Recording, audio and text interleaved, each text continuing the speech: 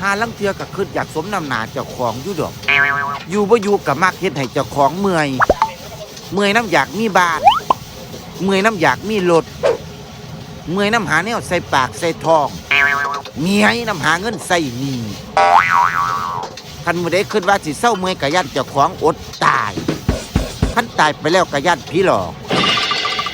ตั้งแต่กี้ตะก่อนก็คือจังบ่เมื่อยปานนี้บุหาเงินจนว่าสิเฒ่าถิ่มพอแห้งแล้วก็บ่รวยจักเที่ยอยู่นี่แต่ว่ากรรมว่าเวียนแม่มันแนวใดดอกโลกแม่งอันนี้ก็จะแม่มันร้ายแรงอีหลีเนาะโลกซับจาง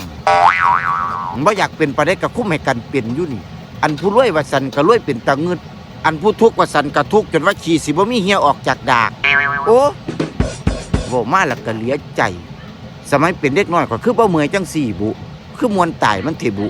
อยากเศร้าเด้อยากเศร้าเมียคันเศร้าเมียเมื่อใดกับปัญหาไงเกิดทันทีเว้ามาแล้วก็เป็นจังได๋บุอุกอังคักนี่เมียนบ่คันเนาะ